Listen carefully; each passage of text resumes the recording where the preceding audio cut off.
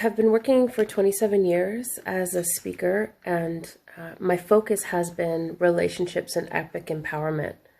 They've come in the form of leadership. They've come in the form of stepping into our highest purpose, telling our truth. And one of the common denominators, no matter where I work, whether it's corporations or one-on-one with people or in my small group masterclasses, the common theme is rooted in a sense of unworthiness, a lack of confidence in our abilities, at least in one particular area of our lives. And so I wanted to give you a hack today that's really going to be life-changing. Hi, South Carolina, England, the UK, wonderful, hello. Hello. So one of the biggest mistakes that we make when we want to improve our lives, and it's so exciting to work with people who say, you know, I've had it. They come to a point in their life where they say, I've had it with this weight. I've had it with this situation. I've had it with being unhappy. I've had it with being exhausted. I've had it with, you know, bumping up against the same kind of relationship over and over again. And we kind of draw the line in the sand and we make a commitment to ourselves. And we say things like, that's it. No more sugar, no more carbs. I'm going to exercise an hour every day. I'm going to meditate for 45 minutes without fail, morning and night. We set these big, beautiful goals, and we're encouraged to dream big, and that's really wonderful and that's exciting. However, what happens is when we set these really big goals and we have these big visions for ourselves, and it's New Year's, or maybe it's your birthday and you're ready to start new, or maybe it's Monday, like every Monday we start again. What happens is this big goal initially is fueled by intrinsic motivation. It's fueled by this thing that we want, right? And so we start strong, and then by the 3rd, 4th, 11th, 13th day, we fall off the bandwagon. So if this has been you in the past, just give me a little hell yes. Hi, Anna from Germany. Hi, Tracy. Ready to be powerful. If this is you in the past, if you've ever tried something, you've set a big goal and you haven't been able to achieve it, I want you to give me a hell yes in the comments so that I know.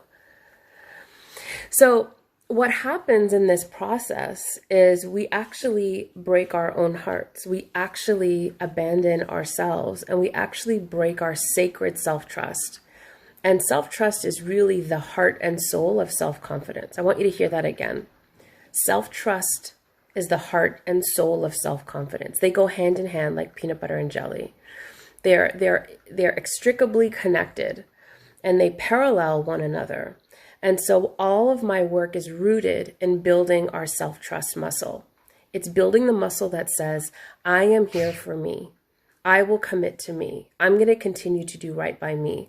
So when we set these big goals, and, you know, by day 3 or day 7, we stop going to the gym, or we miss our meditation, or we eat that piece of chocolate cake. We break our own self-trust. We break our own hearts. So how do we get out of this hamster wheel of self-abandonment and breaking our self-trust? I'm hearing a lot of hell yeah, hell yeah, hell yeah. Okay. So I'm going to give you a hack. And don't let the simplicity of the hack fool you, because I find that the best hacks are the simplest ones.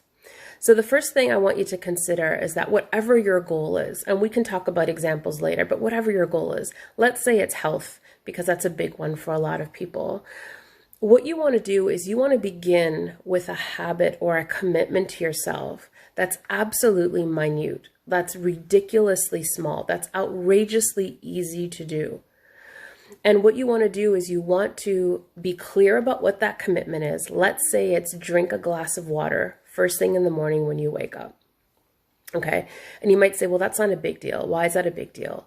What happens is every morning when you wake up and you drink that glass of water, and you do that repeatedly, and you're able to consistently stick to that commitment with yourself, what you're doing is you're actually healing the part of you that is where your self-trust is developed. You're actually healing that muscle that literally, I'm showing my arm, I don't know if it's off camera, but literally your self-trust has been in a sling. It's like you've broken your self-trust over and over again throughout your life, and it's literally in a sling because it's broken. And by the way, how do we break our self-trust? Over the course of our lives, we're socialized to abandon ourselves. We're socialized to override or bulldoze our feelings. So when we don't speak the truth, when we're not allowed to feel how we feel, don't be sad. It's not that big a deal. Go to your room until you can behave or calm down. Whenever we're sent these messages, we are trained out of trusting ourselves and knowing that how we're feeling and how we're acting is okay.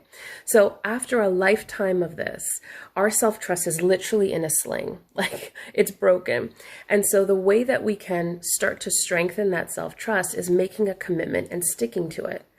But as I said in the beginning, for those of you just joining, most of us are in the habit of making these big goals and then we can't stick to it. So what we do is we recreate that self-abandonment and that shame wound over and over and over again. So what I want you to do is I want you really today to think about any goal that you have. It doesn't matter if it's writing a book, if it's getting healthier, if it is maybe meditating or having more self-awareness, whatever it is. I want you to chunk it down in the beginning to the most minute, small commitment that you can think of. Like I said, 1 glass of water in the morning, 3 push-ups, 1 lap around the block, 3 minutes of silent meditation, reading 1 page in a book or writing 1 page of your book, whatever it is. It needs to be the smallest thing, almost ridiculously small, almost to the point where you're embarrassed because it's such a small thing. But here's the point. It's not about the thing that you do. It's not about the activity. It's not about the glass of water. It's not about the page. It is about the commitment you're making to yourself and proving to yourself that you can do it. So what happens after week 1, week 2, week 3 is you've built a new neural pathway in your brain. You've built a new road in your brain that says, I make a commitment and I stick to it. And that starts to heal the neural pathways in your brain that say, I never finish what I start. I never commit to things. I never pull through. I never meet my goals. The way that we start to override that old story is by creating a new story. So the best hack that works every single time, I guarantee this will change your life, is I want you to pick the smallest commitment and stick to it.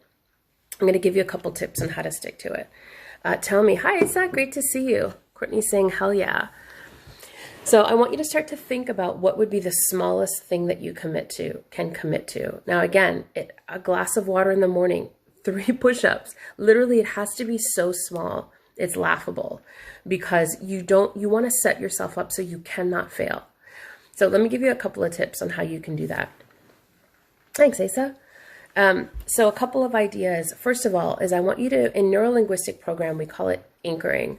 So what I want you to do is I want you to take that one task, and if you have an idea of what you want to do, drop it below so that we can use your examples. But let's say I'm going to drink 1 glass of water every single day. What you want to do is you want to couple that task with a task you're currently already doing or a habit that you already have. So for example, every single morning I get up and the first 2 things I do is I pee and I brush my teeth. Like without fail, that's the order. It always happens, never fails. So what I would do is I would actually put my glass of water right beside my toothbrush so that it's anchored to another habit. I won't forget, it's right there, I do it and it's done. Another great example is for those of you who have always wanted to meditate, it's been too hard, you fall off the wagon. What I started to do several years ago is I coupled my meditation, I call it a meditation, I coupled my meditation with drinking coffee. I never go a day without my morning coffee. Never. It's a non-negotiable. So what I started to do is I said, the best part of my day is my first sip of coffee. It's just that first sip is like, oh. So what I decided to do was to make that minute, just a minute, my meditation. Just a minute. I can commit to a minute. So every day I pour my coffee and I take a moment to sit down wherever I am and I take a full minute to indulge in that first sip. And that's my meditation. It's me being present and mindful. And I literally use all of my senses. I hold the warm mug in my hands. I smell the smell. I listen. Right now I hear the rain outside. I might hear birds singing or my kids getting up. And then I take that first sip and I let it just, wash around in my mouth and I swallow it and I feel the warmth going down my chest. And that's my 1 minute meditation. And then I can check the box and I can say that I did it. Anything more than that, 20 minutes, 15 minutes, it was too much for me. And I kept breaking my own heart and recreating the self-abandonment. Is this making sense? Hi from Italy. So Tracy's saying, take my meds every day. Awesome, Tracy. So one of the things you're going to want to do is you want to anchor that to something that you are already doing, to something that's a non-negotiable in your life, so that you're always going to connect it to that experience and you're not going to forget about it. So number one is you want to make it so small. You want to make it minute. The number two thing you want to do is you want to anchor it to something else you're already doing. I'll give you another example. I have a client who really wanted to journal her gratitudes every single day, and she would start really strong and then she'd drop off. And so we had a little joke because every morning she goes, I get up and pee like first thing in the morning. So she got a little gratitude journal, literally from the dollar store, and she put it right beside her toilet because it's something she did every single day, and she started to connect every time I go pee, which by the way happened to be several times a day. If you're a mature woman, she would write down one thing she's grateful for, and by the end of the day she had a bunch of things. So that's anchoring. She's connected the old habit with a new habit, so it's a non-negotiable and she never forgets. So that's tip number two. Diana's saying, tell myself I'm beautiful. Awesome. So connect that to something you always do. Let's say brushing your teeth in the morning. The whole time you're brushing your teeth in the morning, you're looking in your face and you're telling yourself that you're beautiful. That way what you're doing is you're connecting the action to an old habit. That way you're consistent. If you're consistent and you can look back over time, you're going to build your self-trust muscle. Wake up in time to meditate before I start work. I pee and then coffee. Will do a couple of these. Awesome. I love that, Tracy. Great. Hi from New York City. Hi from Wales. Deborah saying this makes so much sense. Awesome. So one other little tip I'm going to give you, because this is life-changing. When I say it's life-changing, I want you to understand it's not about saying I'm beautiful. It's not about drinking your water. It's not about the one lap around the block. It's not even about taking your meds. What this practice is about is building your self-trust muscle. It's healing your self-trust muscle, which is directly proportionate to your level of confidence. Once you understand that your self-esteem and confidence is directly related to how much you can trust yourself. When you trust yourself, you're willing to take risks. When you trust yourself, you'll speak your truth. When you trust yourself, you're going to say no when you mean no. When you trust yourself, you're going to show up more fully. And the reason we do that is because we are rooted in a system that says, I trust that I will be there for me. I trust that I will take care of me. I trust that I will be okay with me. So I'm going to give you one more tip on this. It sounds a little silly, but it works. I'm all about hacks. I'm like, what works? What's practical and what works? I want you to do this. Now, some of you are really handy and you can probably download little calendars or whatever. I don't know how to do that. So I literally have a book and I just recreate the month, right? I also have used a whiteboard. You want some sort of calendar. And literally what you want to do is either go to the dollar store, get some gold stars, and give yourself a gold star every time you accomplish this task. It sounds childish, it sounds silly, but what you'll notice is that when you get to day 3, 4, 5, and you see a row of gold stars, psychologically, you are not gonna wanna drop the ball. You're literally, it's going to like hurt you not to see one more gold star and to break that pattern. So these are some of the ways that we recommit to ourselves. We can do a little check mark, check the box, whatever it is, but tracking your progress and having it visible. Like a whiteboard is perfect. Those little whiteboards you can get at the dollar store, or a chalkboard where you can actually give yourself a heart or a star or a check mark every single day when you recommit to yourself, is a way that you can positively reinforce. When you see a string of check marks because every single day after dinner you did one lap around the block, you're going to be reinvigorated to commit to that practice. Does that make sense? Okay, one more tip I'm going to give you is, let's say you've decided that you're going to do one lap around the block, or you're going to write down 3 things you're grateful for, whatever it is. There are going to be some days where you're going to be out walking around the block and you're going to think, I feel so good. I think I'm going to go for 2 or 3 or 4 laps around the block. Or I think I'm going to read 10 pages of my book. Or I think I'm going to actually drink 3 glasses of water. This is going to surprise you, but I don't want you to do it. I don't want you to do it. For the first 3 weeks, I want you to stick to that one lap, that one glass of water, that one page in your book, that 1 minute of meditation. Why?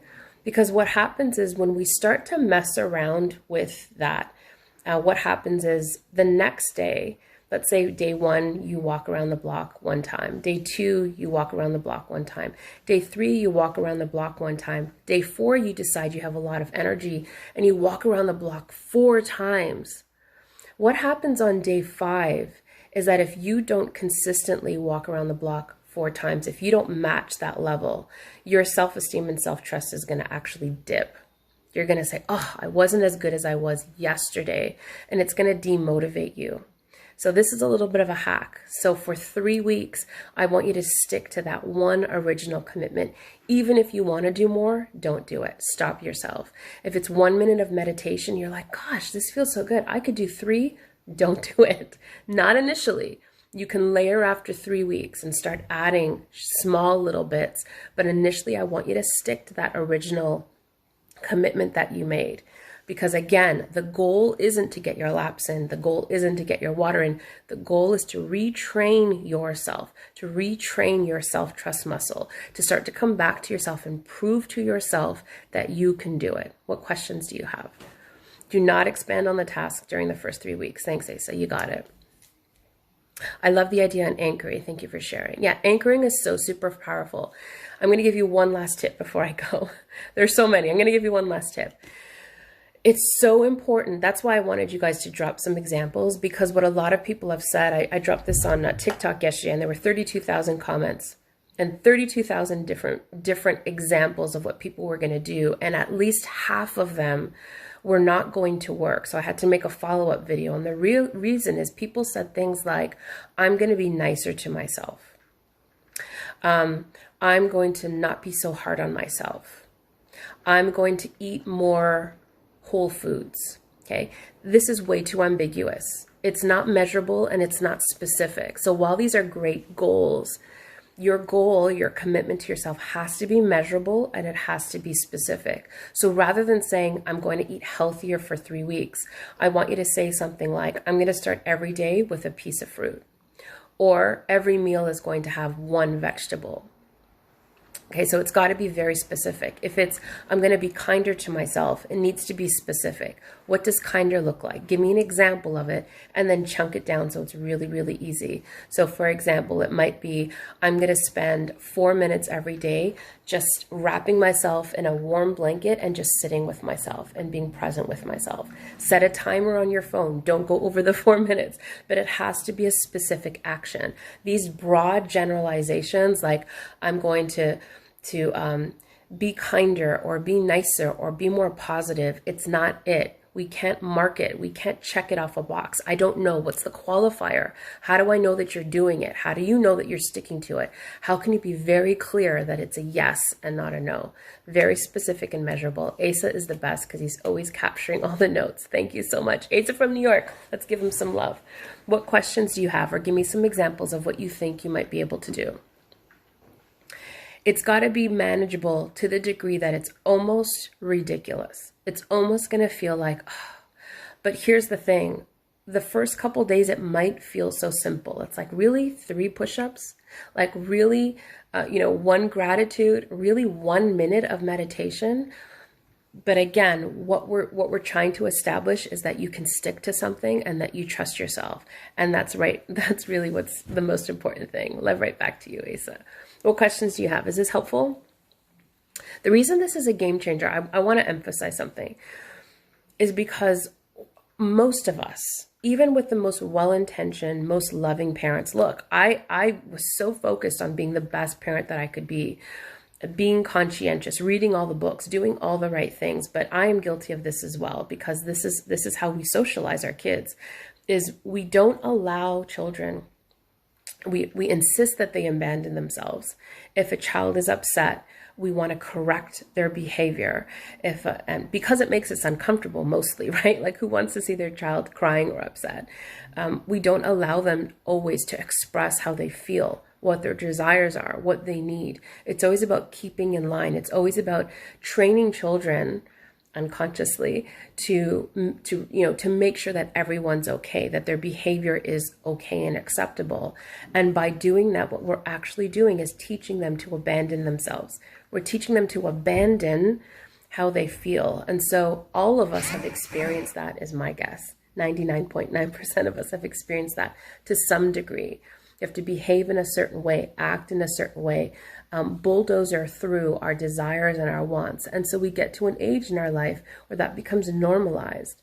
So think about this. When you set yourself a really big goal and you don't achieve it, it's not that you suck. It's not that there's something wrong with you. It's not that you can't stick to things. What you're doing subconsciously is you're recreating that abandonment. You're recreating the experience of shame and abandonment from your childhood. This is normal. It's familiar. It's what we do. And so this particular example is going to really help you with that. Can you do one simple thing in multiple domains? Tracy's asking. So are you asking, can I drink like water for my health? And then can I meditate for 1 minute? You absolutely can. The key here for the first 3 weeks is to be successful. That is your only goal, is to commit to it. So what I would say is the first 3 weeks, commit to one thing. You want to knock it out of the park. That's the goal. The first 3 weeks are knocking it out of the park and recreating a healthy or new neural pathway that says whatever Tracy does, she sticks to it. You want to create a message to yourself of reinforcement over and over again that I can trust myself. I can trust myself. So while you can do that, it's going to challenge you. And I want this to be so easy for you the first 3 weeks. I really want you to have incredible success and knock it out of the park. So I'm going to say initially, ideally, pick one thing. By the 3rd week, once that becomes a habit, layer in another thing from another area. Ida is saying, I grew up with, I'll give you something to cry about, stay home where you belong, Italian. Yeah, I've been a fighter from the start. So it didn't work, but the fighting was unnecessary. Yeah, so the fighting is the natural part of you that's rebelling, right? It's your individuation. It's yourself saying, I want to be seen and heard. And while there are what I find is I work with a lot of adults who in some area of their life, this works out well, but then there's other areas that it doesn't. So maybe at work, you can't have that attitude of, I'm going to do what I want to do, right? And maybe some of those people become entrepreneurs and they flourish in that. What you'll notice is that when it comes to self-trust, think of self-trust as a wheel, okay? Make a circle and slice it up like a pizza because everything's food related. And then around this wheel, I want you to think about every area of your life. So there's your relationship with your health. There's your relationship with your body. There's your relationship with your spouse, your relationship with your friends, relationship with other people, relationship with yourself. There's your relationship with your finances, with your passions, with your creativity, with your sexuality. And then what I want you to do is go back to all of those slices, and I want you to rate yourself on a scale from 1 to 10. 1 being, I don't trust myself at all in this area, and 10 being, I absolutely trust myself in this area. And what you'll find is that there are some areas you absolutely do trust yourself. Maybe you trust yourself to be financially responsible, and so that's a 9 or a 10. But you don't trust yourself in relationships because you tend to people please and have loose boundaries. Maybe you trust yourself with your business and working really hard and committing to your business, but you don't trust yourself when it comes to eating healthily and sticking to that commitment. And as you do this practice, what you'll notice is that in the areas where you have low self-trust, those are the areas where you're most disappointed or dissatisfied in your life. So there's a direct correlation between self-trust and self-satisfaction or self-confidence. Hi, Kathy. Is this helpful? Wonderful. So I want you to really think about it. And if you're watching this on the replay, I want you to comment below and let me know what the thing is that you're going to do. It has to be small, measurable, specific, something that you can easily do. Anchor it to a current habit or behavior that you already have, and give yourself a reward to celebrate yourself, even if it's a gold star or a check mark. Hopefully that was helpful. Love you so much. Have a beautiful rest of your day. Bye for now.